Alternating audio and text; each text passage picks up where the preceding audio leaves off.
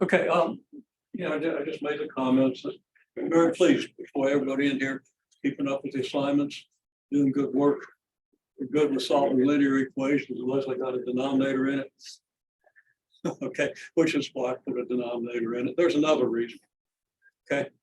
Because I want you to understand the contrast between linear equations and equations that aren't linear.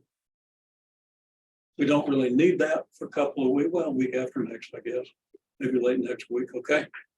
Don't really need it, but it's best if you understand it now in the context of linear equations, so you don't go through the rest of your life thinking every equation is linear and it can be solved using the techniques that we all done quite well with, okay? Except for that thing with their denominators, okay? You want to pick up on that thing about denominator. Also, that thing, don't cancel. I see a somewhat unfamiliar situation here that leads people to do their mathematics by superstition instead of by the rules. That's not really superstition, that's an exaggeration. Okay, so we want to really correct that. Okay, so pay careful attention. Okay, well, one comment. Should have watched the board while you all were working, but I think I didn't want to watch the board from my last class because I want to at least point to it and convince you that this is a video you really ought to watch. Okay. It's not due to my credit, it's due to the students in that class who were really good today. So we did things that I would never expected that we would actually do, but I just covered the central section of chapter 3, whether they knew it or not. Okay, at least the fundamental ideas, and their fundamental ideas would be good to get into your head sometime before you're actually responsible for doing it. Okay, so if I did my part, that should be a pretty exceptional video. Not my fault, it's theirs. It's exceptional. I'm not going to take the blame for it. You know who to blame. Okay, now, we want to solve this equation. So I'm just going to write an equation like 9 over x plus 12 equals 12. And I'm going to ask, and if you were in my previous class, where I probably nagged you about it, because we did almost the same problems to start out, okay? So don't answer, but somebody else. When you see this equation, there's one thing you should see and one reflex that will simplify your life immeasurably, well, not immeasurably, but greatly. It's really worth knowing. You're going to have to do it at some point.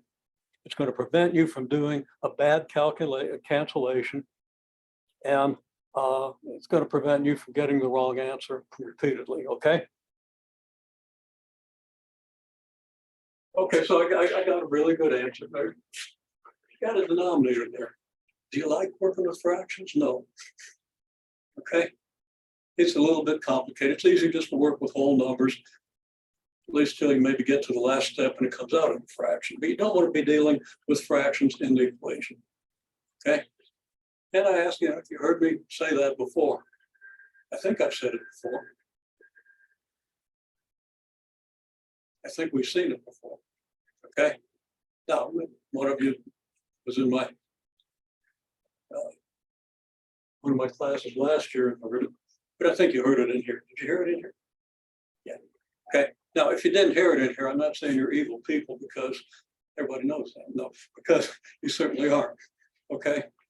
Just try to draw your attention to the fact that there are things I'm trying to emphasize to be to your profit if you pick them up.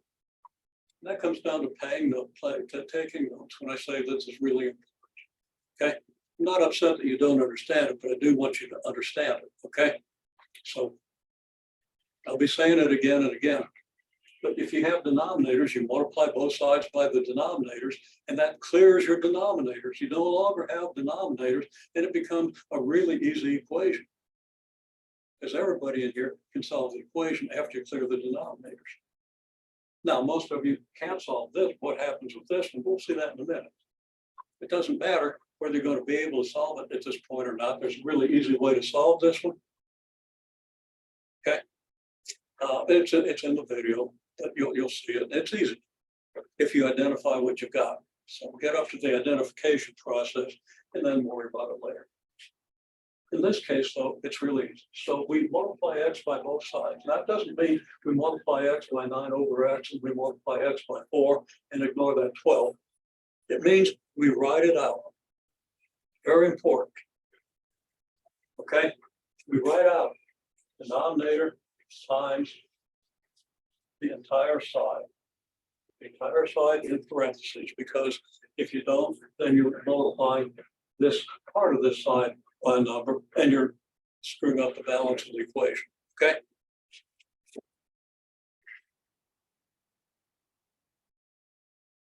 But we do that. Now I'm going to write out something here that you really don't want to see.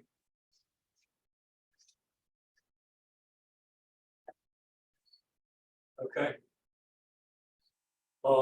Actually,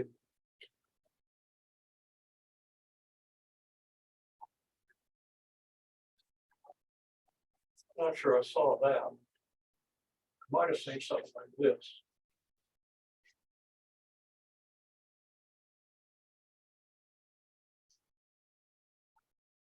Okay. Couple things wrong with that. Crossing lines through things. That's a valid cross out, but it doesn't give you x. When you cross things out, everything in the equation, including the fraction sign there, doesn't automatically go away and leave you with x. Okay. If you do this as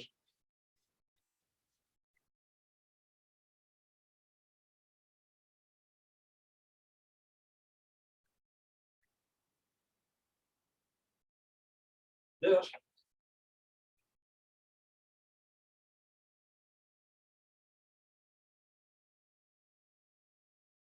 now, if we had x over 1, there would just be x. If we got 1 over x, that means we're dividing x1 by x, not dividing x by 1, right? Okay. So you can't get rid of that 1 over x by doing something like this. I think I saw that in about 3 papers. And the numbers might not have been the same, but you can't do this. I mean, you can't do this. You can do this. It wouldn't necessarily be the best thing to do because you still got a denominator, but you don't get rid of the denominator this way. Okay, so just kind of take note of that. And if you're going to cancel, make sure you rearrange things in your head. Make sure that you know how things line up. And make sure that you're staying within the rules. Okay, so anyhow, we come down here. So that's x times 9 over x. And since we're having issues with fractions, I'm going to write that as x over 1 times 9 over x. I'm just going to write x over 12 here because x and x over 1 are the same thing. Okay. But if I write this, then I know it's 9 times x over x. And this is the same as x over x times 9 over 1. And so, okay. And then x over x is 1, so that's 1 times 9 over 1 plus 12x equals 4x. And 1 times 9 over 1 is 9 because 9 over 1 is 9, and 1 times 9 is 9. Okay? You need to make sure you understand that so that you can test whether what you're doing here actually leads to what you should have. Okay? What you will have if you follow the rules. That's explicit rules, and it's not cross out things. Okay? Because when you cross out things, you can make the kind of mistakes that I just made. Okay, I just illustrated. So we have 9 plus 12x equals 4x. Well, now you know how to solve it. Okay. You're going to get 8x equals -9. X equals -9/8. Once you've got it, you're home free. Because everybody did very well on simple linear equations. Okay. So down here, I'm just going to write etc. Well, up here, I'll write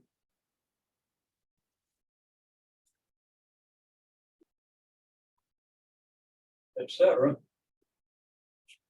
Because you don't need me to tell you what the solution to this equation is. And I need the space to talk about this equation. Okay. When you do the same thing with this second equation, and this is not something you necessarily have to know at this point, but the one thing you do have to know is I'm going to multiply both sides by that denominator. Okay. And so I want to reinforce that. Now, if the equation then is 9/x plus 12 equals 4x, because this equation is the same as this one, except for that number, except for the x along with this number, then you're going to multiply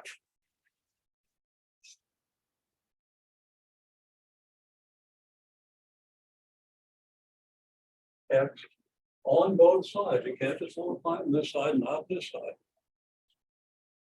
Okay. If these two things are equal and you multiply this side by something that you don't multiply this side by, they're not equal anymore. But if you, let's say, triple each side, if the sides were already equal, then triple the sides still be equal. Okay. You need to understand things at that level. You get 9 plus 12x equals 4x squared. Okay. Now, you might do all kinds of inventive things to try to solve this. People generally do things I see. You just decide, geez, I can't solve that with the square there. I'm just going to get rid of it. Or multiply the 4 by 2. Or add 12x and 4x squared and get 16x or something like that, okay? People try that because when you're desperate, you can try anything. But none of those things fit the rules, okay? What you have here, this is now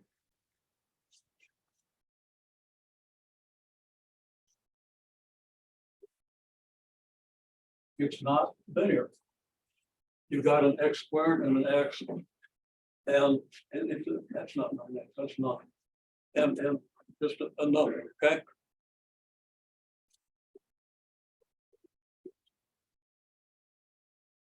Got x squared.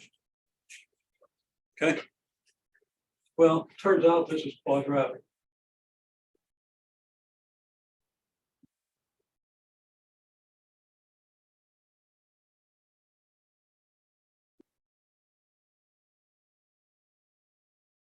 Now to solve a quadratic equation, use quadratic formula. Everybody's seen the quadratic formula, I would assume. Might not remember it. Don't feel bad if you don't remember it. I went off to science and tech school, didn't even offer biology or geology. It's all math, chemistry, physics, and engineering. Okay. Pretty selective school. A lot of smart people. Everybody was at least in the top 10% of their class. Most people were quite a bit higher than that. Got into calculus class because they didn't offer any math below calculus. I hadn't had pre-calculus, so I had a real adventure. Had to figure out pre-calculus, but I had really good course in logic in high school instead of a pre-calculus type course. Had really good algebra, so I was able to do it, just barely. But then after that, I did real well in my calculus courses. Okay, first one not so good, but got by. Okay. Okay, my point is, in that class, and I had high SAT scores for that school. Not the highest, but they're pretty high. So they put me in a class with a real professor instead of a graduate student. Okay. and, got a really good course. More than half the people in that course didn't remember the quadratic formula. I was shocked. Okay. So my point is, if you don't remember the quadratic formula, it is back in the 60s, right in the space race, when everybody was getting really well educated, and half of a selective class at a selective institution didn't know the quadratic formula. I wondered what was in the water or whatever. I said, how could this be? Because I'd had a really good algebra class. Yeah, I really knew my algebra. For saving me. At least got me through. Okay. So if you don't remember the quadratic formula, you've got a lot of company. You take a look at it, remind yourselves. Does it look familiar? Okay. Would you have remembered? How many of you would have remembered it? Yeah, most people don't. Most people don't. Nothing to be ashamed of. But if you ever don't remember it after we study it, I don't know what we're going to do to you. No. You need to remember, okay? So there's an easy way to use a quadratic formula to solve this equation. And just to review for you, you put it into this form, ax squared plus bx plus c equals 0. You just subtract that 4x squared for both sides, and then you'll have a number in front of x squared, a number in front of x, and a number with nothing. Okay? And you plug it in there, do the arithmetic, put it in your calculator, whatever you want to do, and you have a solution. Okay? Okay, so that's not the point of this class. That's a preview. And if you kind of understand that right now, then when we do it, it's going to be really easy. And it is really easy. The hard thing is knowing when you have a quadratic equation, when you're really expecting something else. Okay? So you have to know how to identify a quadratic equation. That's my point here.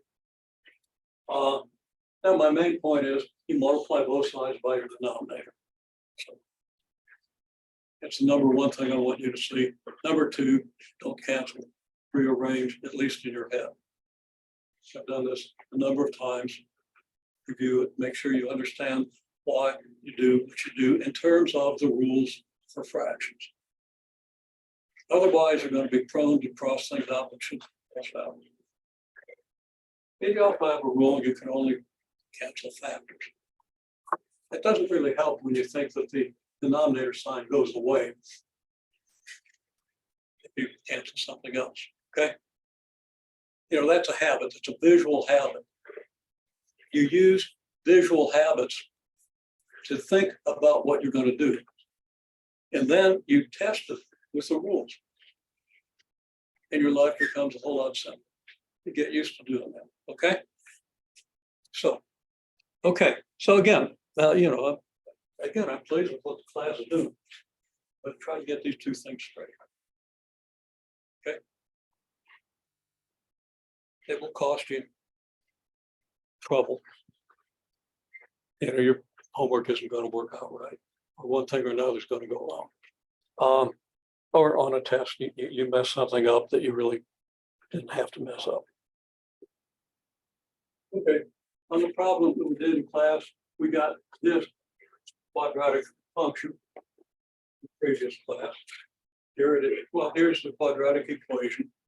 We let f of t equal that quadratic equation. When this quantity equals 0, and we get that from the quadratic formula, we get 2 points, 2 intercepts, 2 axis intercepts. Okay. If we plug t equals 0, we get f of t is 6. Well, f of t is y, so now y equals 6, and we have the point 6, 0, 0, 6 on the graph. And now we can draw a smooth curve through those 3 points. And that is a parabola, which is nothing but a shifted and stretched squaring function, basic squaring function. Take the x squared function, you do an a times x minus h squared plus k with the right a, h, and k, and you get this function. Okay. And from the quadratic formula, your axis of symmetry is halfway between your zeros, so you get the coordinate of the axis of symmetry. You plug that coordinate into the equation and you get the y value. And right there you have your quadratic, your parabola, your peak of the parabola. The reason this is important, a lot of you are in business curriculum, okay? If this is a profit function, which you get just by multiplying two linear functions, which gives you a quadratic function, then you're real interested in what this peak is, because the profit function, what you got down here for X or whatever, is what you're charging. And what you got on Y is what your profit is. If you charge too much, nobody's going to buy it. You're not going to sell many. You're not going to make much profit. If you charge too little, you're not getting enough money to make a profit because you have costs in manufacturing or whatever. Okay? So the curve goes up as for a while, as your price goes up, because you're getting more money. People are still buying, maybe not as many, but the money that you're getting for every item keeps going up. Okay? Until it gets too much and more people stop buying, and what you're getting from the extra cost per item isn't any longer, no longer balances the fact that fewer people are buying. So your curve looks like that. If you charge zero, you don't make anything. Or if you charge a negative amount, I'm not sure how you make anything, but it's not a real good graph to represent that. If you charge too much, eventually people just stop buying it altogether and go to somebody else. So there are two ways to make zero profit, and halfway between that is a way to maximize your profit. And your quadratic function tells you how that's going to work. And that ties into linear functions because you multiply two linear functions to get that quadratic model. Okay? Now, you don't need to understand all that. You certainly don't need to be able to do it. I'm trying to motivate you to understand, especially if you're in a business curriculum, but there are also examples in engineering. Okay. If you shoot a golf ball at too low of an angle, it doesn't go as far. If you shoot it too high of an angle, it doesn't go as far. Get the sweet spot angle in the middle, and first approximation model is one of these. There are numerous models where you optimize things by finding the vertex of a quadratic function. Okay, the point that corresponds to the 0, 0 point on your basic quadratic function. Okay, that's a preview. It's worth thinking about. And it's really kind of worth at some point looking at that video that we did. And if it's any good, remember, it's not my fault. It's my class's fault.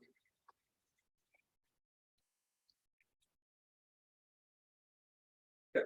Now, your homework for this time was on linear functions, rates of change, slopes, how these things are all related.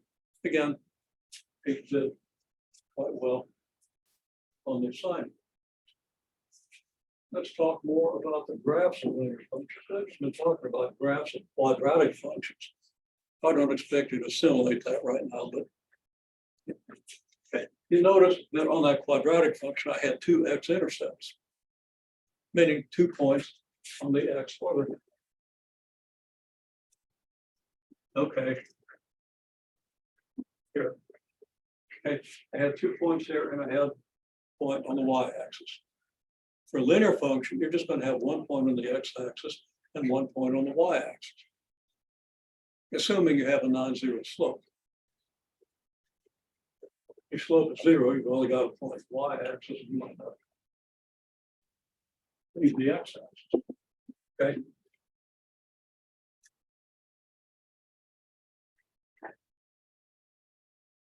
Did I talk about intercepts last time? Did I tell you that the x-intercept occurs when y equals 0, and the y-intercept occurs when x equals 0? I know I said that to somebody last time. And some people saying yes, but I'm going to say it again because you've just done some problems that show you why we study linear functions. And it should make more sense now that we do. So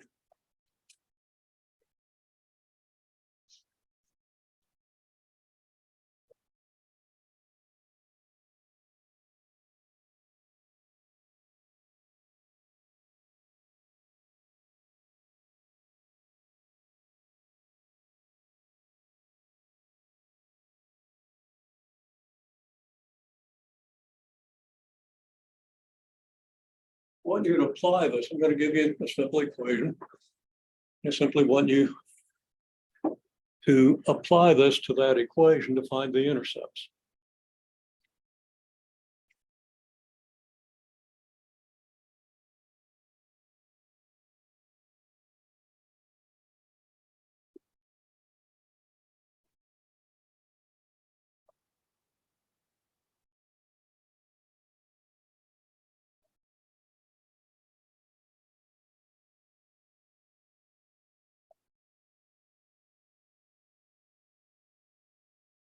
Okay. So let's see if you can kind of quickly do that. Okay, now I didn't give you time to totally finish it, but everybody's doing the right stuff. Now, there are a couple of things that you really kind of want to do when you write these out for documentation. And documentation is important for two reasons. One is it's important when I'm grading a test, I look at documentation before I look at results. I look at what you say you're doing, okay? And if what you say you're doing is right, you're probably going to get at least half credit, even if you mess up some stuff, okay? Now, of course, you want to get the results correct also to get that other half. Okay, and if your results are right, but you didn't say what you're doing, you're probably going to get half credit. If that. Depends on the situation. There might be situations where if you don't document what you did and just write down an answer, there might be several ways to get the answer. And you might have gotten the answer by a way that doesn't really help you build on anything. Okay, you can guess an answer sometimes. So if you don't tell me how you got the answer, and it's something that could be guessed, you're not getting any credit. Okay. So I might give you a point for a good guess. Okay, but you're not going to get much credit. So you want to document things. Now, by documenting, again, there are two reasons. One is you really have to show me what you're doing. Okay. Two is it helps you reinforce what you're doing.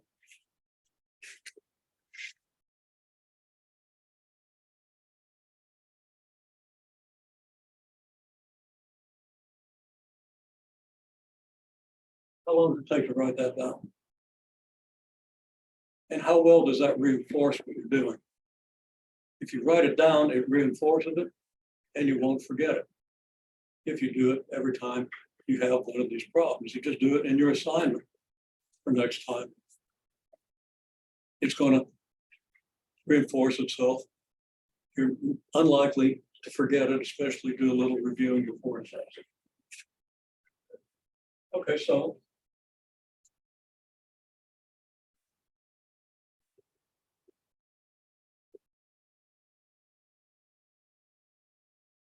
I'll just write down the equation, write it down in a few seconds, and write y equals 0 so that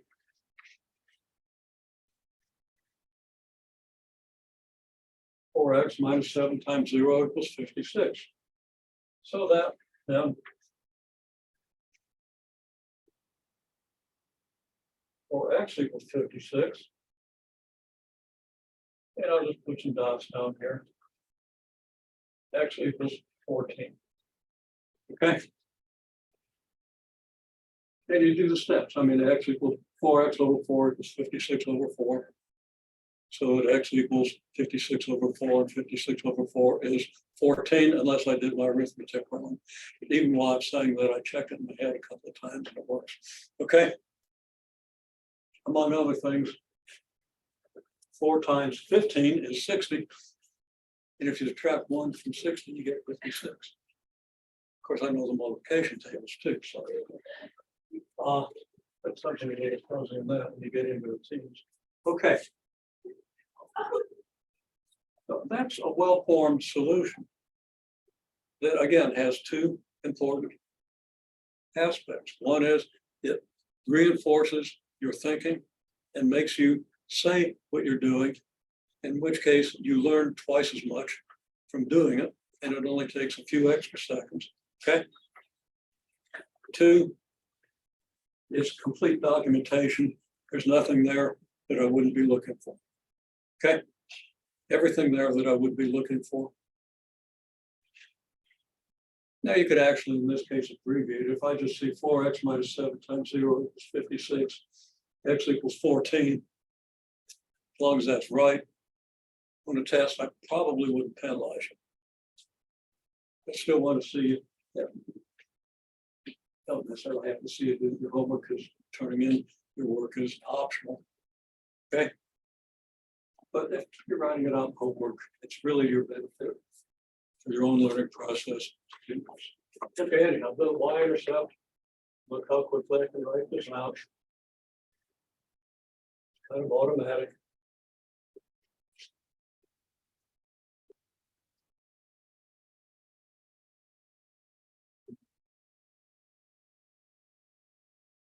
Okay. And of course, you would want to fill in the dots because you want to reinforce these steps. Okay. Now, what's that tell us about the graph?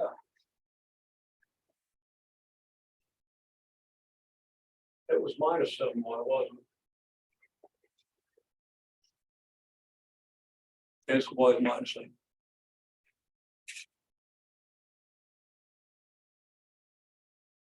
Well, just sketch a couple of axes. Write down what I wrote down. Just sketch a couple of axes and draw me the x-intercept and the y-intercept. Assuming you know how to do that. I kind of think we've done that, so hopefully you do. If not, we'll fix it.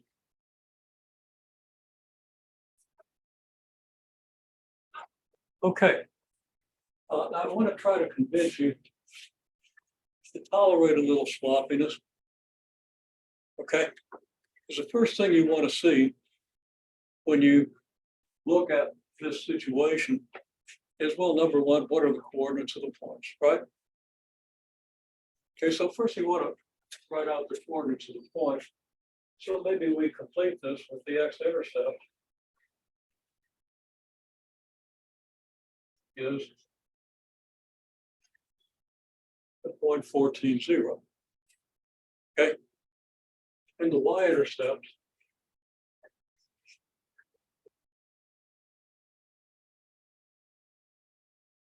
is 0, negative 8. I didn't write that down, and if I had, maybe you'd have tolerated a quick and sloppy graph. Okay. But all I'm talking about, and I can draw this graph as soon as I visualize these points. I'm going to demonstrate. I'm going to draw the whole thing. You ready? Time me.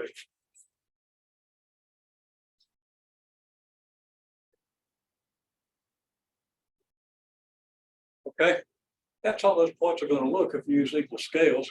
You don't have to use equal scales. Okay. Now you want a little more than that. Okay. You want to go ahead and label these things. This is 14, 0.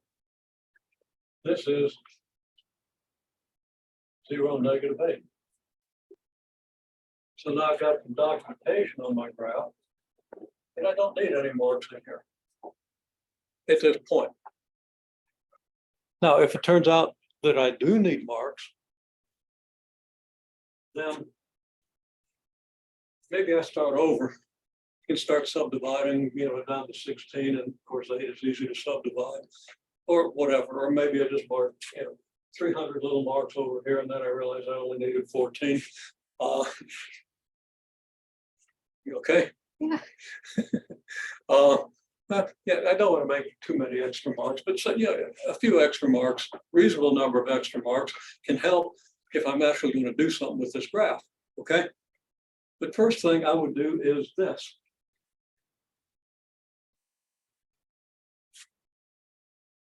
Now, this can be written down. Once you process it, once you have your x-intercept, you say, okay, that's going to go out here at 14, 0. Once you get your y-intercept, okay, that's going to go at 0, negative 8, because x was 0, y was negative 8. Here we said y is 0, and we got x equals 14. So there's the point. Another thing is the point 14, negative 8 isn't on the graph, is it? There's going to be a straight line graph. 14, negative 8 is here, and a straight line through these points Hey, look at that. I don't know. Okay. Must be having a good day. Not sure. Okay. There's a graph. If I've got 2 points on a straight line graph, I've got the graph. Especially if the 2 points aren't too close together. If they're real close together, you know, you get a lot of wiggle room and you can still pretty well go through the points, but you might not have the slope right. Points are separated out, you're probably going to have about the right slope. And your picture is going to be more useful. Anyhow, they went in and label this.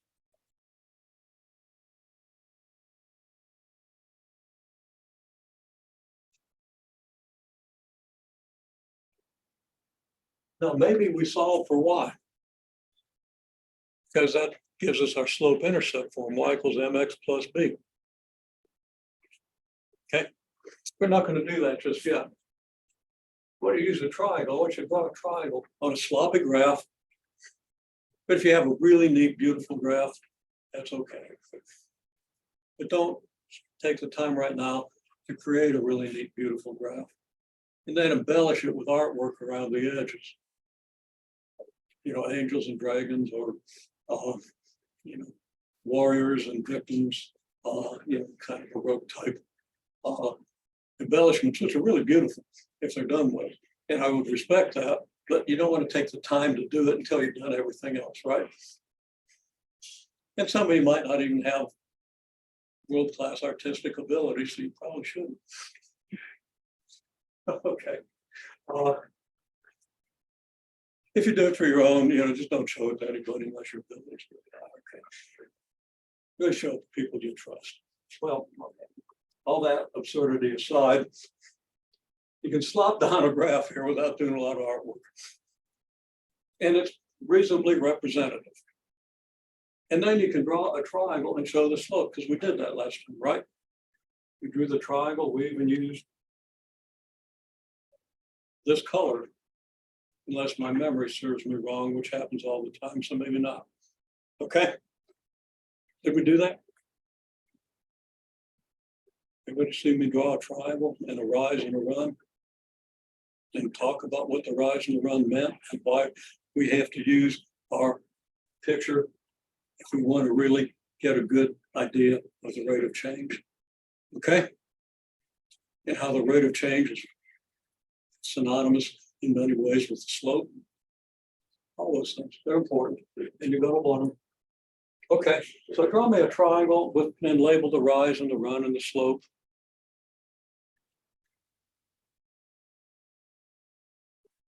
And then we'll see where we are. And so, yeah, what I saw there is very good. Not everybody drew the triangle. There are 2 places you can draw the triangle, but I'm going to draw it here because it's easier to label. I could have gone up here. I could have drawn the triangle. I mean, it's right there with the axis, right? But it's kind of a little easier to label here. I've got more room over here to label the rise than I would have over here. So I chose to do it this way. Okay, so the run is 14 minus 0 equals 14.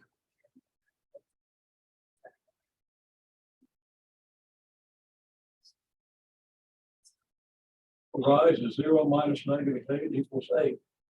So the slope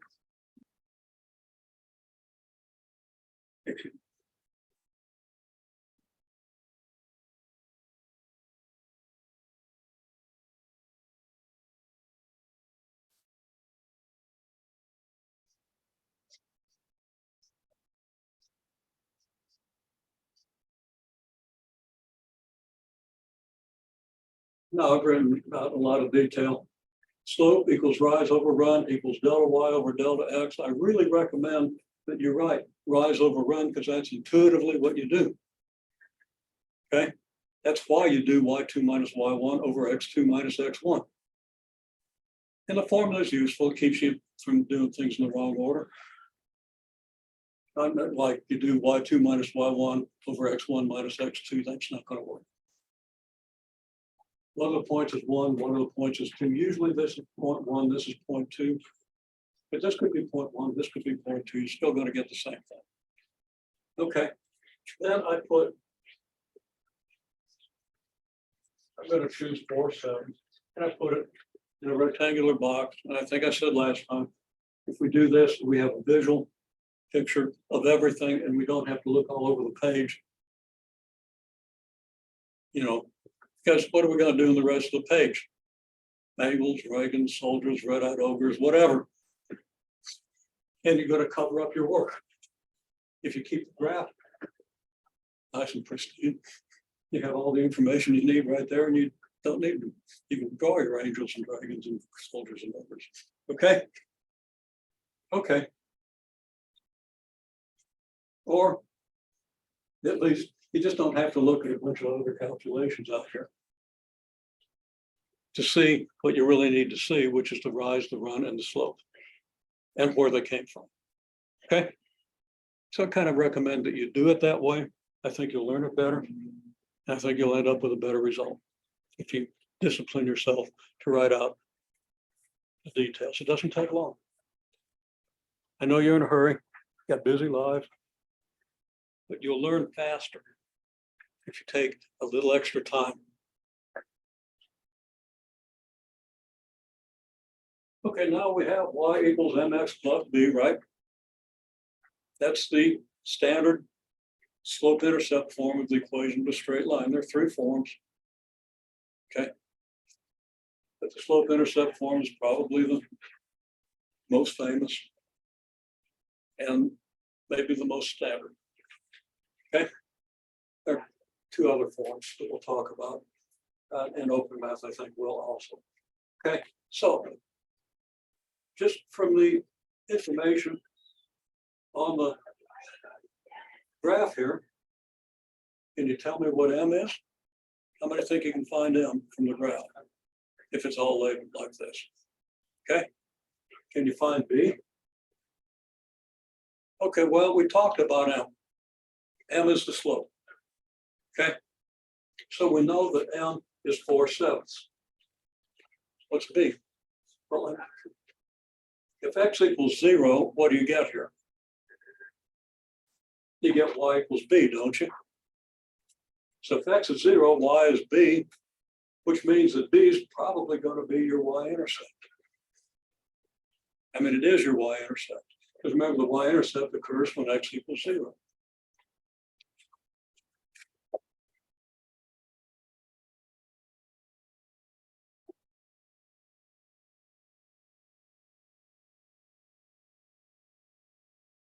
So we'll write it 4/7 plus -8, but then you can just write that as 4/7 minus 8. Okay.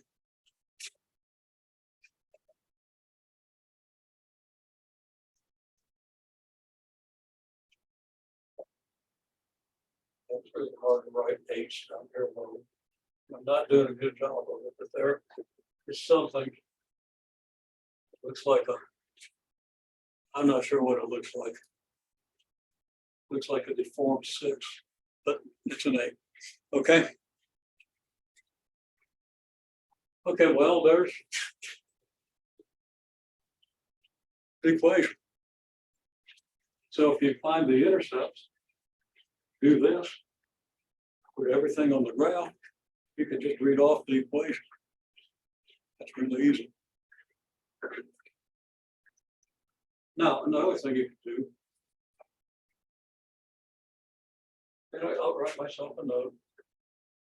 I'll write you a note. You don't necessarily have to write this note, but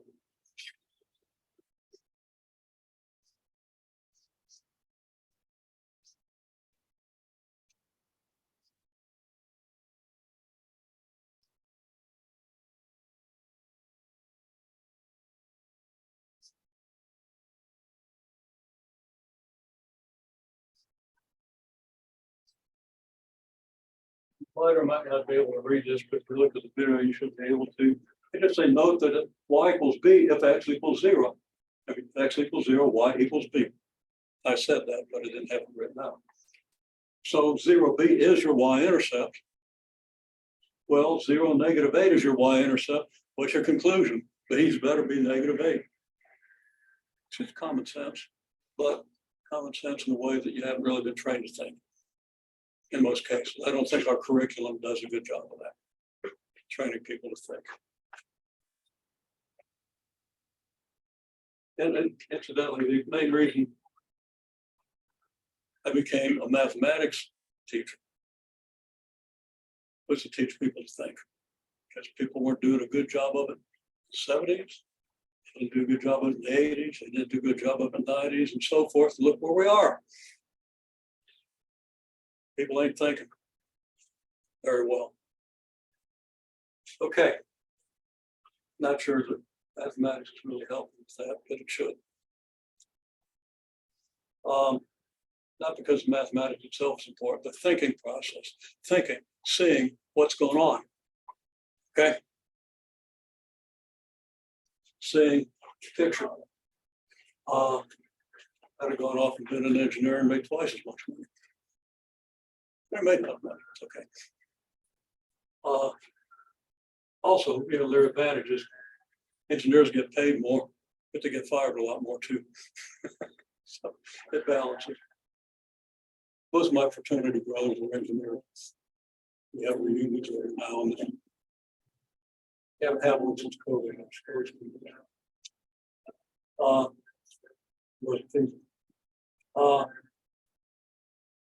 You know, a lot of them had to change jobs one time. So it worked out.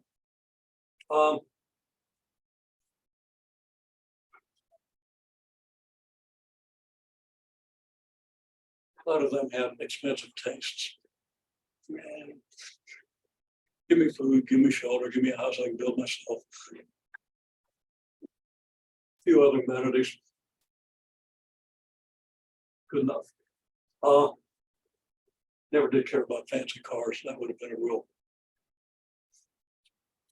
killer. Okay. Reliable. Fancy enough. Okay, that would sort of digression aside. You want to think and you want to see what's going on. It's a good habit. And it can spill over into other things if you're not careful.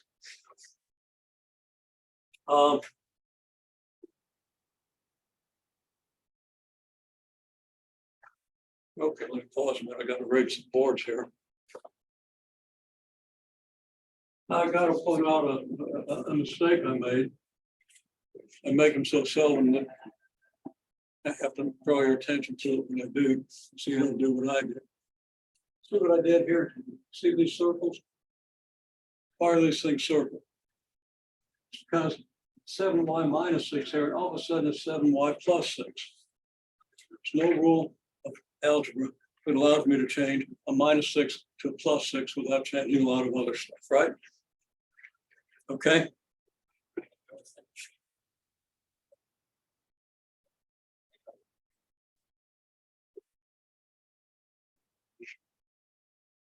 That's not really a step. I didn't do it intentionally. I just copied it down wrong. You want to correct that.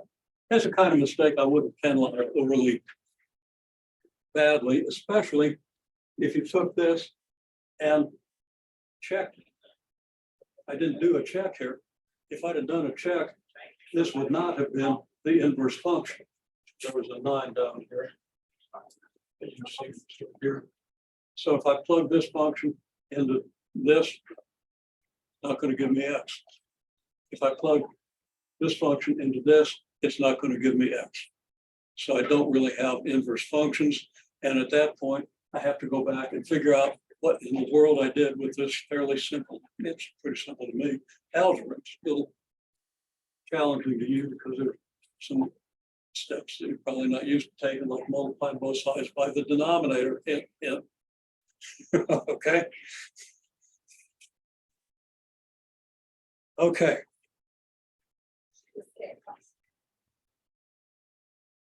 Okay. Here we have some more complicated algebra came up in physics course. In a fairly simple thing, we roll a ball off an incline, we see where it lands, and we go back and we figure out how fast it was going when it went off the incline, just from that information.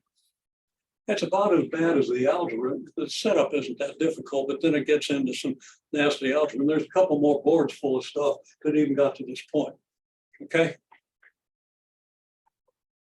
So I did all the algebra and it didn't come out the way I wanted to because I was expecting to find not just a V naught squared here, and V naught is what we're trying to solve for. So this is a quadratic equation in V naught, right? I was expecting to also have a term with just a V naught in it, but not a V naught squared. So we'd have to use the quadratic formula. I was expecting to have to use the quadratic formula because I remember the horror I had in first year physics having to use the quadratic formula in such situations. It took a while to get it in my feeble brain. And, you know, 2/3 of the class never did get it in their brains. Okay. They learned to imitate it. Yeah, just they'd have gotten it in their brains if they'd really tried to use their brains. They just went with habit. So not the best way to approach it, but it takes extra time to get it into your brain. Not everybody wants to do that under time pressure. There's plenty of it. Okay. So anyhow, we get this and we get the solution. Now, what did I do here at the very last step? I have 2 times V naught squared times this equals this. I'm going to divide both sides by this guess. Okay. And I did, and I just left the 2 off. Okay. So it should have been 2 V naught squared, and I don't have room to write out the correction. But all this algebra, and what did I do? I didn't divide by 2. Okay, well, I don't feel all that bad about doing it, but if you do something like that, you should feel really bad about it. Okay? Promise me you'll do that. Okay? Okay, well, now. If you did all that algebra and forgot to divide by 2, I'd still give you 5 points of extra credit. No, I'm talking about that because some of the boards just talk about everything else, but yeah, I do.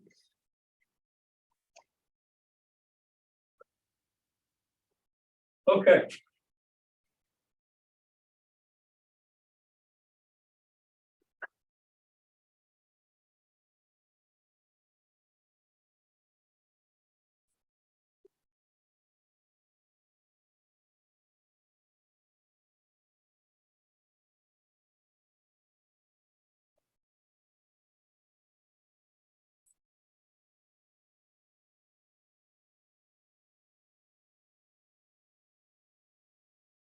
So let Y be the number of widgets we sell,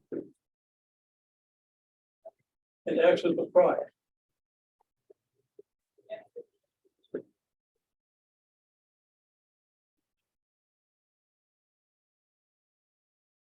So here we got number sold, here we got price. Draw me a set of axes and a straight line that tells you how the number sold varies with the price. You don't have to put numbers on it because you don't know what's being sold. You don't know how much it's worth.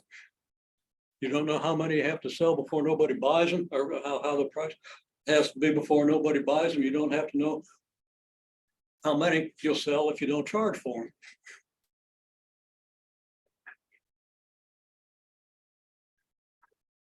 What's your graph going to look like? Just draw it, slop down a straight line. You think it represents. Might be hard to think through this. Just want to see if anybody gets it or how many people get it. It's got to be a straight line. That's a beautiful curve you got there. It's a wonderful parabola, but you know, I hate to break it to you, that ain't a straight line. Okay. Was I recording that? Oh yeah, I better. Okay, so question, if the graph is like this, about half of you draw a graph like this, about half of you draw a graph like this, okay? Here, what's happening? If your price goes up, what happens to the number sold? It goes up, right? Well, that's what happens if you draw your graph like this. Okay, so I don't know what kind of business you're running, but it's not going to work that way unless you have a bunch of egotistical people whose status depends on how much money they spend. So that can happen in stuff. There's some things, luxury items, if you don't charge enough for them, nobody's going to buy them. Okay. Well, your graph looks like this. If it's a straight line graph, it's not really a straight line graph, because I didn't draw a great straight line, but the graph is going to go down generally. And every cell is going to go down this process. Okay. So if this is y equals mx plus b, m is going to be negative because your slope is negative. B is going to be your intercept here. And you're going to have an x-intercept over here, right? And what's your x-intercept tell you? When x equals whatever this number is, how many are you selling? That's when nobody buys them anymore. What's this point tell you? Okay. Okay, you got a great answer. You need to get moving, that's fine. But the great answer is, this is how many you sell if you give them away. Okay, you're not really selling. And there could be a limit. You know, if you're giving away something that's bulky and hard to store, maybe nobody wants one. Okay, but then of course, nobody would be buying them, so I'm not sure that makes sense. Okay, just a little bonus. A student came to me with a problem she encountered on the intermediate algebra diagnostic, which is there. I don't think it's a sign, but it's there. And you can always do it if you want to just see how your algebra is. And for most people, it's a real, pretty big challenge. She had a problem. Said 3 angles add up to 180 degrees. The second angle is 28 degrees smaller than the first angle. Third angle is twice the smallest angle. You might remember problems of this nature if you had algebra 2, which everybody hopefully has. So how do you solve this problem? Well, she gave me really quick answers because she's pretty well on top of this, but she couldn't quite put it together. So it's pretty simple. My first question is, well, okay, what are you going to let x equal? X is what you don't know. Okay, x has got to be something you don't know that you're trying to find. And she said, well, I'd let x be the first angle. No, that's pretty obvious because everything else can be expressed in terms of the first angle. So we let x equal the first angle and see where that leads us. We might not know exactly where it's going to lead us, but we try it and see if it leads us somewhere useful. Well, if x is the first angle, then the question is, okay, what's the second angle? Well, it's pretty simple, actually. It's 28 degrees smaller than the first. So you're going to say second angle, it says second angle is x minus 28 degrees. Because x is the first angle, x minus 28 degrees is 28 degrees smaller than the first angle. That would be your second angle. And then what? Third angle is twice the smallest. Now, a little confusion here. What's the smallest angle? Well, second angle is smaller than the first. The third angle is going to be twice that, so the third angle isn't the smallest. So the second angle is the smallest. So we do twice the smallest. Now we have to put parentheses around the expression for the smallest. The twice the smallest would be 2 times the quantity, x minus 28 degrees. There's your third angle. Now what else do we have? The angles add up to 180 degrees. So we take the expression of the first angle, expression of the second angle, expression of the third angle, set it equal to 180 degrees. And there's an equation that everybody can easily solve.